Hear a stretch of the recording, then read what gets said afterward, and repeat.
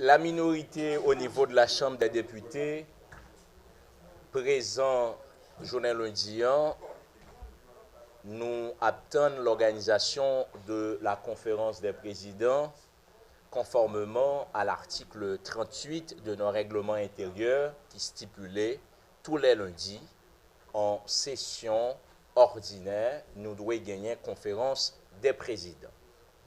Nous avons appris que le bureau, pour la énième fois, lit reporter l'organisation de la conférence des présidents.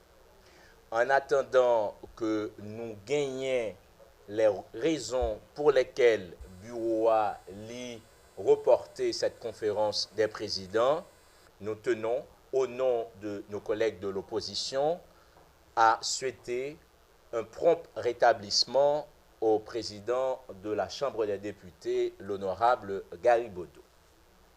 Toujours est-il, l'opposition parlementaire, nous impatients pour que la Chambre des députés ait organisé sa première séance depuis l'ouverture de cette session ordinaire.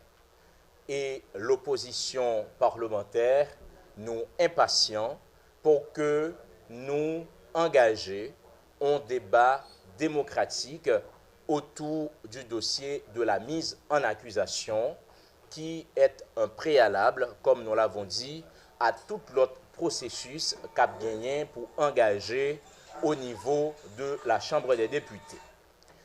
Par rapport à d'autres processus qui venu après que nous finissons statuer sous question mise en accusation, c'est la question du gouvernement. Nous prenons acte que le président de la République et le parti au pouvoir ont fait choix de un nouveau Premier ministre et nous prenons acte de gagner un cabinet ministériel qui nommé. Bien évidemment, nomination Premier ministre et cabinet ministériel l'a suscité des remous à tort et à travers.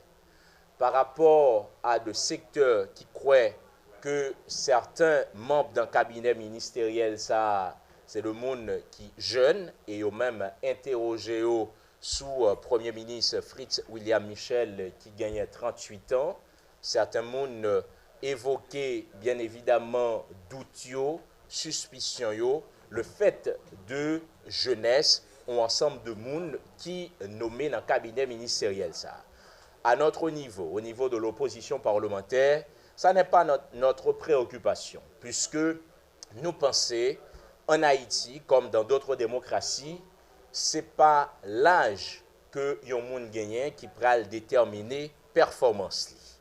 Dans d'autres démocraties, des grandes démocraties d'ailleurs, nous assistons de grands hommes et de grandes femmes d'État qui mettaient au service de pays.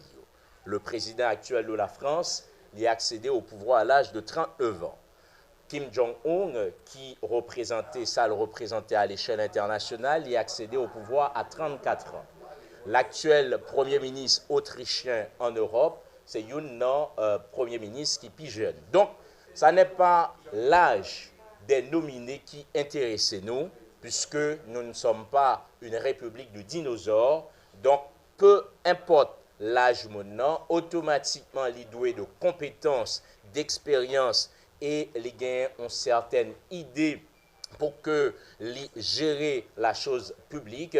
Donc, nous ne pensons pas qu'il n'y a aucun obstacle à ça. Nous autres, notre préoccupation au niveau de l'opposition par rapport au choix qui fait pour cabinet ministériel, ça, nous avons comme l'impression c'est une offensive contre le procès Petro-Caribé, puisqu'il apparaît que dans le cadre de la formation de ce cabinet ministériel, il y a le monde, directement ou indirectement, qui gagne de ramifications avec des films, avec des anciens hauts dignitaires de l'État qui liés dans le dossier Petro-Caribé.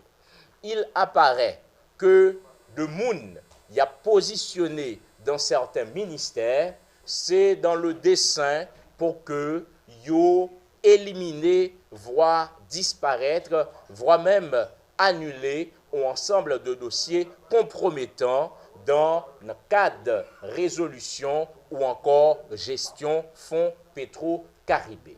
Voilà ça qui préoccupe et ça qui préoccupe tout au niveau de l'opposition, c'est ça qui fait nous impatients pour que nous prenions connaissance des dossiers à la fois du Premier ministre nommé, mais des membres de ce cabinet ministériel, puisqu'il apparaît, selon les premières informations, il y a des gens qui nommé au sein de ce cabinet, il y a qui besoin d'échanges pour avoir été consul, pour avoir été gestionnaire des fonds de l'État, et il apparaît qu'il y a des gens qui nommé dans le cabinet ça, qui est détenteur de passeports étrangers. Donc c'est pourquoi nous autres, au niveau de l'opposition, au niveau de la minorité parlementaire, nous attendons avec impatience que nous prenions connaissance de dossier Mounsayo. Toujours est-il, le préalable reste et demeure le dossier de la mise en accusation